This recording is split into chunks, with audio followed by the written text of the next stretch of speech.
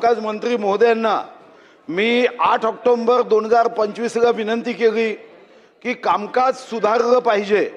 शेवटी अध्यक्ष महाराज, मी येताना ते गाणं होतं, कुछ भी नहीं रहता दुनिया में लोगों, रह जाते सिर्फ विधानसभा के नियम। अध्यक्ष महाराज, विधानसभेचे नियम आज मी आहे उद्या नसेल, आपण आहात उद्या नसेल, पण या विधानसभेच्या पवित्रतेसाठी हजारो लक्षावधी लोकांनी घरावर तुळशी पत्र नव्हे तुळशीची कुंडी ठेवून देशासाठी, स्वातंत्र्यासाठी, लोकशाहीसाठी बलिदान केलं।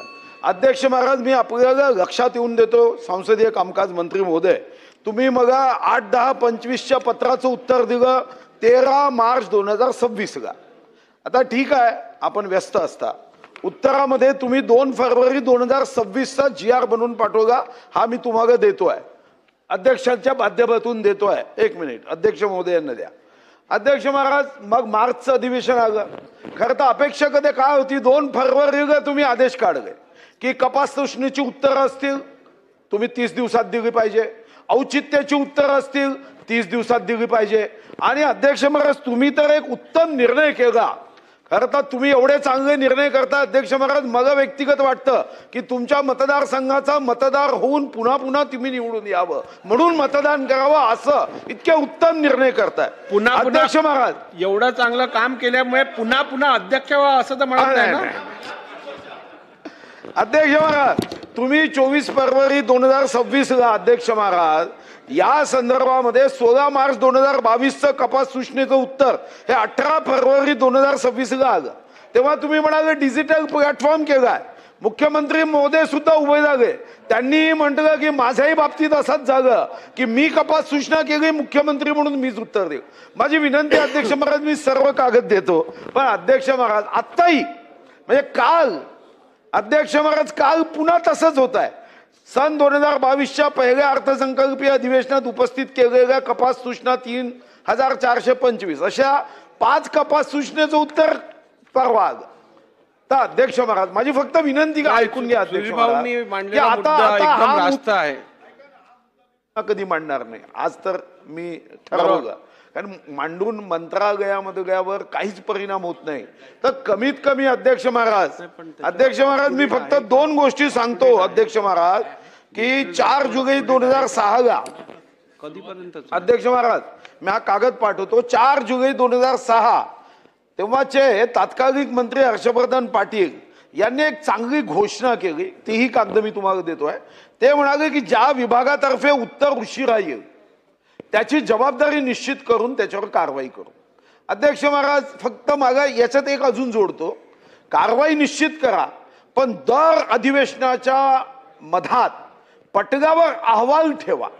आता डिजिटल प्लॅटफॉर्म होईल तेव्हा होईल, पण कमीत कमी पुन्हा अध्यक्ष महाराज विधानसभेला इतकं सहज, सोपं, स्वस्त असं कोणी समजून घेऊ नये, ही माझी आपल्याला आग्रहाची विनंती। आपण उत्तम काम करता म्हणून, नाही तर मी प्रश्नही मांडला नसता, पण तुम्ही जी संवेदनशीलतेने काम करतात, तुमच्याकडून अपेक्षा आहे की विधानसभेचं कामकाज हे धारदार व्हावं, बोथट होऊ नये। ठीक आहे।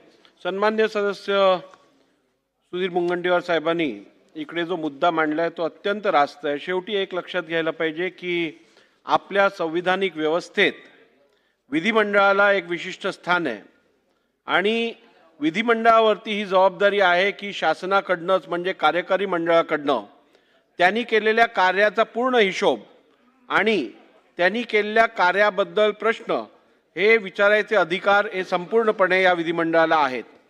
असं असताना विचारलेल्या प्रश्नांची उत्तरं किंवा त्या संदर्भातली माहिती ही योग्य वेळेत जर विधिमंडळात येत नसेल तर मला वाटतं ही संसदीय ही आपल्या कॉन्स्टिट्यूशनल स्ट्रक्चरसाठी किंवा संविधानिक रचनेसाठी अगदी घातक अशी परिस्थिती आहे।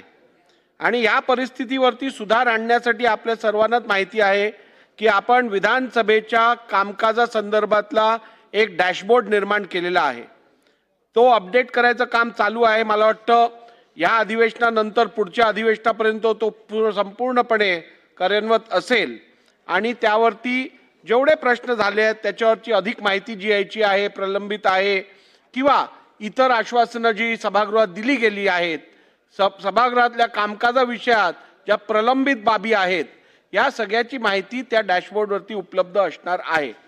तरीही मी परत एकदा शासनाला असे निर्देश देत आहे की आपण त्वरित आत्तापर्यंत दिलेली आश्वासनं असतील, आत्तापर्यंत दिलेली अधिक माहिती देण्यासंदर्भातली शाश्वती जी सभागृहात दिली गेली असेल त्या संदर्भात हे अधिवेशन संपण्यापूर्वी व्हाईट पेपर श्वेतपत्रिका या सभागृहात आपण मांडावी. आजच्या लेईंगमध्ये ह्या मागच्या वेळच्या अधिवेशनापर्यंतची आश्वासन किती पूर्ण झाली ती आहे आणि ती समाधानकारक आहे आणि समाधानकारक दोन्ही आहे मागच्या पार्श्वभूमीवर.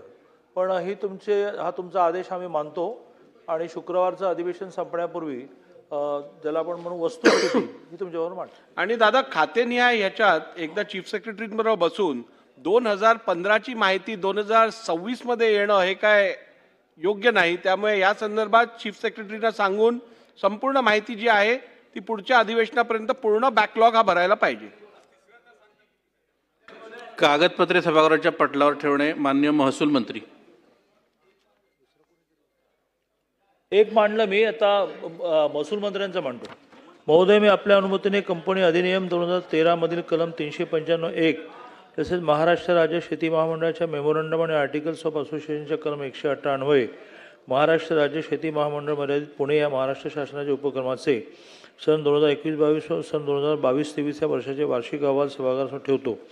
सदर्भ अहवाल विधानसभेच्या पटलावर ठेवण्यास झालेल्या विलंबाची कारणे सोबत जोडली आहेत. अहवाल सभागृहासमोर ठेवण्यात आले. सदर अहवाल विधिमंडळाच्या संकेतस्थळावर उपलब्ध करून देण्यात येईल. मान्य संसदीय कार्यमंत्री. मान्य अध्यक्ष महोदय, मी आपल्या अनुमतीने विधानसभेच्या सन 2026च्या पहिल्या अर्थसंकल्पीय अधिवेशनात दिनांक 23 फेब्रुवारी 2026 ते दिनांक 25 मार्च 2026 या कालावधीत माननीय मंत्री, माननीय राज्यमंत्री महोदयांनी विधानसभा सभागृहात दिलेल्या एकूण 1028 आश्वासनांची यादी तसेच सन 2026चे पहिले अर्थसंकल्पीय अधिवेशन संस्थगित झाल्यानंतर आतापर्यंत पूर्तता करण्यात आलेल्या एकूण 526 आश्वासनांच्या पूर्ततेची विवरणपत्रे यादीसह सभागृहाच्या पटलावर ठेवतो. महाराष्ट्र विधानसभेच्या सन 2026च्या पहिल्या अर्थसंकल्पीय अधिवेशनात दिनांक 23 फेब्रुवारी 2026 ते दिनांक 25 मार्च 2026 या कालावधीत मान्य मंत्री, मान्य राज्यमंत्री महोदयांनी विधानसभा सभागृहात दिलेल्या एकूण 1028 आश्वासनांची यादी तसेच सन 2026 चे पहिले अर्थसंकल्पीय अधिवेशन